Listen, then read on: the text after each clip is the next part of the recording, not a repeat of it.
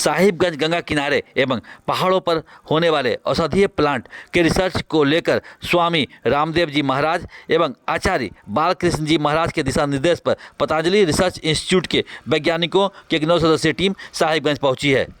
Research team में आचार्य अखिलेश आनंद, doctor Udaybhan Prajapati, doctor चेतन अवस्थी समेत अन्य शामिल हैं। नमस्कार, लुकिन में आपका स्वागत है।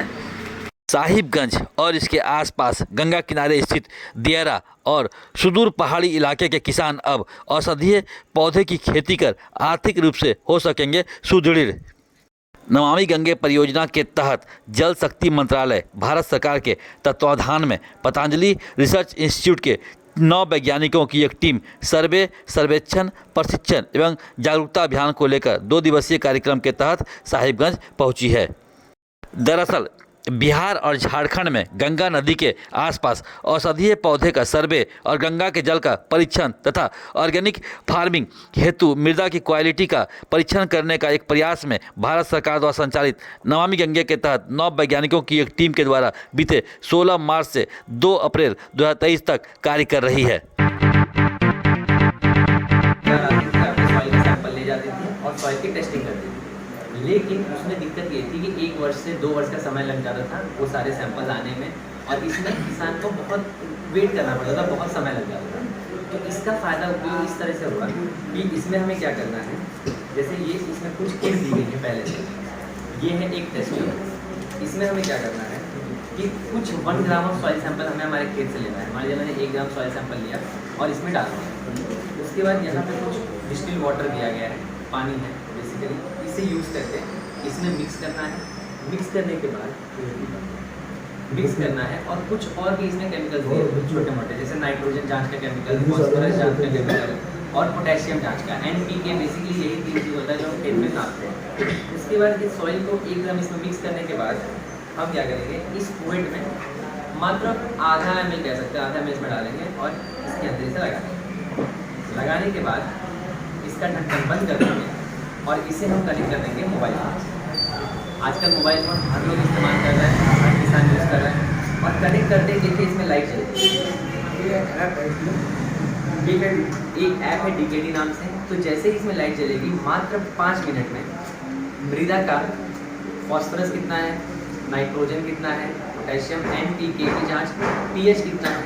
उसके साथ साथ जो सबसे बढ़िया चीज़ इसमें ये है कि वो किसान को ये भी बताएगा कि आपके 1 हेक्टेयर खेत में या आपके 1 कट्ठे खेत में अगर आपको ये चीज़ उगाना है, मान लीजिए आपको कपास उगाना है, मान लीजिए आपको गेहूँ उगाना है, मान लीजिए आपको धान उगाना है, तो इनमें से आपको कुछ भी उगाना है, वो सेक्शन का आप सिलेक्ट कर लीजिए मोबाइल ऐप में।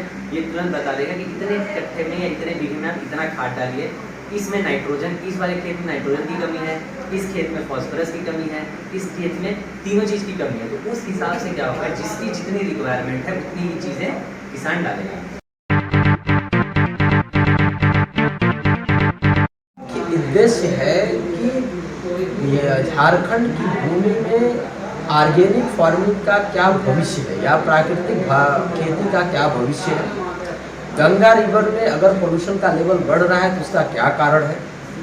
तीसरा, जो सॉइल कंडीशंस है उसमें कभी कभी क्या होता है कि किसान को यूरिया के पैकेट ज़्यादा मिल गए तो वो बिना सोचे समझे सोचता है कि मैं ज़्यादा डालूंगा तो ज़्यादा पैदावार होगी, और वो कहीं कहीं हानिकारक हो जाता है। तो कोई ऐसा सरल पैरामीटर जो हमारे सहयोगियों ने डेवलप किया हुआ है वो आपको बताता है कि किस खेत में कितनी मात्रा में आपको उर्वरकों की ज़रूरत है ताकि उसका अतिक्रमण न हो जाए। और जो मुख्य उद्देश्य आपने देखा होगा, अगर मैं बात करूँ तो आपका देखिए गिद्ध जो होता है वो धीरे धीरे गायब हो गया, उसकी संख्या बहुत कम हो गई। वो क्यों हो गया, इसके पीछे बहुत छोटा सा कारण था DDT। एक ज़माने में DDT का बहुत सारा छिड़काव किया जाता था, बहुत छोटी सी चीज़ थी, लेकिन एक प्रक्रिया होती साइंटिफिक में बायोलॉजिकल मैग्निफिकेशन, उसके चलते चलते वो जो स्क्वेंजर था उसके अंडों में DDT की मात्रा इतनी बढ़ गई कि वो प्री मैच्योर डिलीवरी हो जाती थी उसके अंडे की, जिससे नया जनरेशन आ ही नहीं पाता था, और जो उसका पेरेंट था वो बूढ़ा होकर के मर जाता था। तो जो पेस्टिसाइड्स होते हैं वो बहुत लॉन्ग इम्पैक्ट डालते हैं आपके जीवन में, वो कई पीढ़ियों बाद दिखाई देते हैं। तो अगर हम, हालांकि सबसे अच्छी बात है कि इस बेल्ट में मैं देख रहा हूँ प्राकृतिक खेती ज़्यादा है, पेस्टिसाइड्स का प्रयोग कम है, तो ये बड़ी अच्छी बात है। लेकिन उसको कैसे हम औषधि पौधों के ज़्यादा प्रोडक्शन में बढ़ा सकते हैं, यहाँ के किसानों की आर्थिक उन्नति और बेहतर कैसे हो सकती है, इस उद्देश्य को लेकर के हम रिपोर्ट बनाएंगे।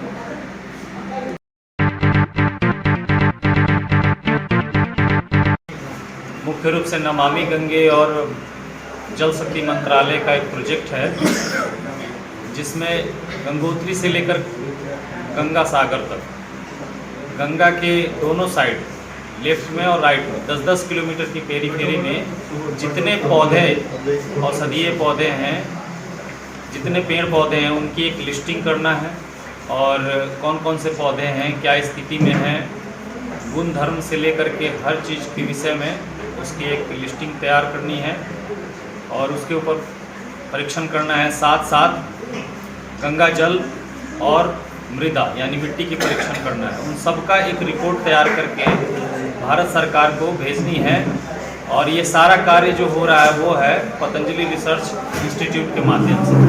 पतंजलि रिसर्च इंस्टीट्यूट के माध्यम से हम सभी 9 साइंटिस्टों की एक टीम आई है, जिसमें एक मैं भी हूँ और हमारे 9 सदस्यीय की टीम को मैं परिचय देना चाहता हूँ कि परिचय करा देता हूँ। ये हमारे डॉक्टर उदय भान प्रजापति जी, जो साथ में हमारे डॉक्टर हर्ष सिंह जी हैं, जो ये भी सीनियर डॉक्टर हैं, और साथ में डॉक्टर शशि जी हैं, डॉक्टर चेतन अवस्थी जी हैं और पीछे में डॉक्टर संतोष नौटियाल जी और विपिन जी।